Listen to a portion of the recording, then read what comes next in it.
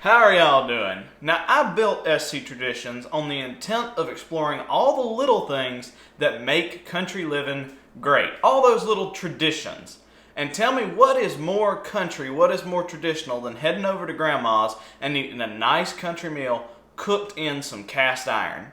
Now, if you're anything like me, you found yourself in the predicament where you've got a beautiful cast iron piece here, but it just needs a little TLC. It's seen some better days. It's got a little bit of cooked on food. It's gunky, maybe set out in the shed a little bit too long. You gotta re-season it.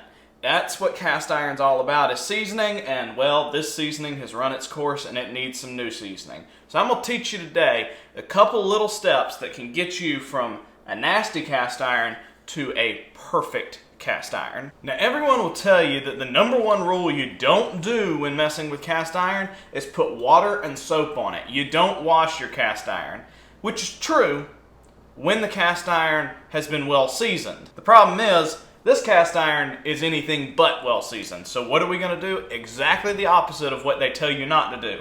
We're gonna bust out some degreasing soap, because think about it, you grease them up with oil. We wanna knock all that old grease off. We're also going to get a little bit of steel wool, and that's gonna knock off any kind of excess rust, any kind of food particles. We're gonna do a little bit of water, a little bit of degreaser, and some steel wool.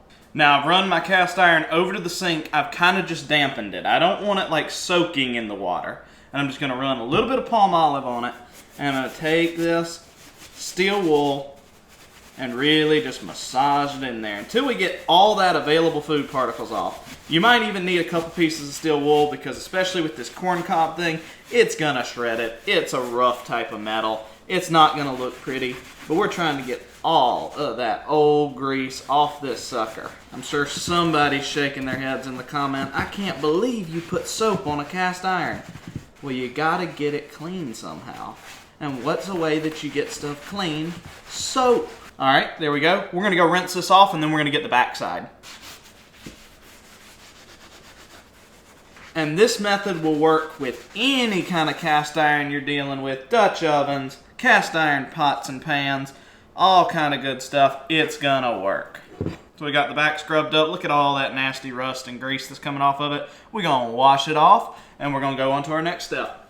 So now we've got our cast iron completely rid of any kind of foodstuffs, rust, or excess grease that was previously on it.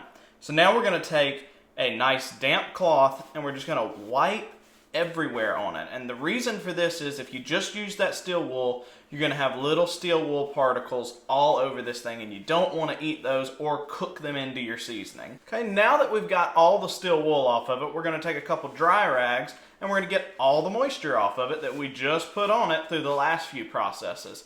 The reason for this is, oil does not adhere to water, so we need it completely dry by the time we put the oil on it to re-season.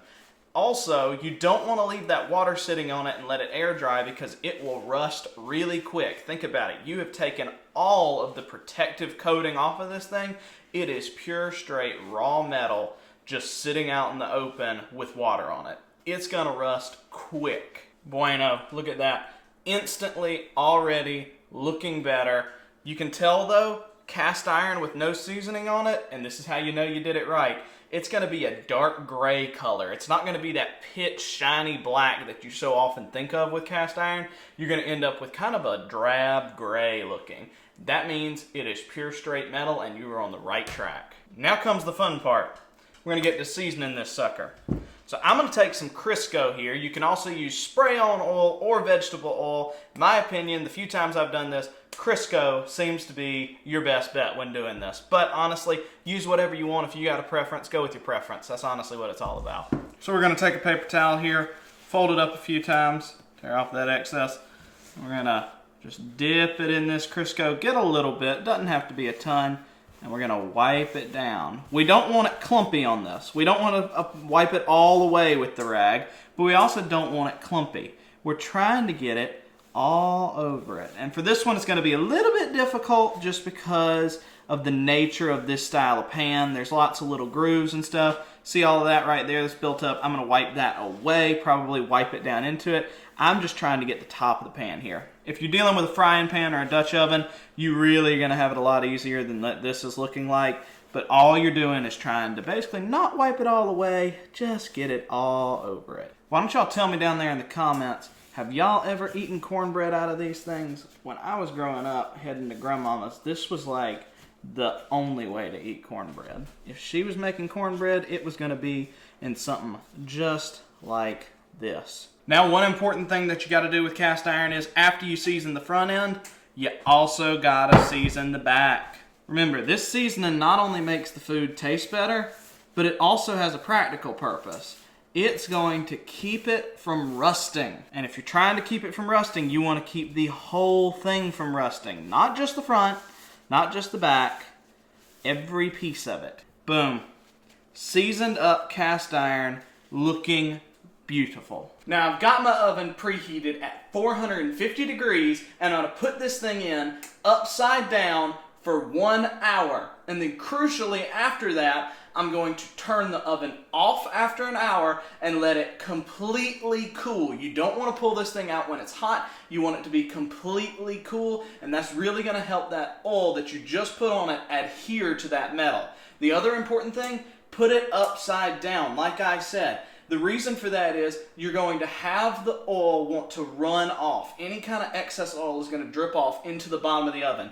If you leave it face up, it's going to pool into these cracks, and that is a danger. Also, it can create a hard crust on the inside, and you're going to lose cooking space, and it's going to create inconsistencies in your heat, and you don't want that when cooking.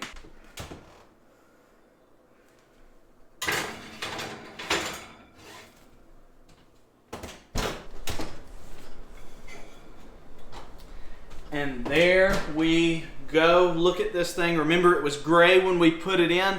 Now it is that pitch char black. So we let it sit in there for an hour at 450 degrees, and then it took about 3 hours to completely cool off, but it is not hot to the touch. It is not feeling greasy. You don't want that. You want that perfect black cast iron. Now it's ready to go into storage, preferably away from moisture, but now you can cook whatever you want in your cast iron, and I hope that this video helped you out some. So I hope y'all liked the video, and I hope this helped you out a little bit. Now this is ready for me to do a couple recipe videos with some corn cob little cast iron maker kind of doodad. If you've got any cool recipes that revolve around that, leave that in the comments too, and who knows, maybe we'll try it, because this channel is all about traditions, and if you got a family tradition around something like this, let me know about it.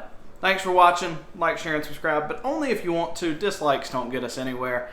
Thanks for watching, guys.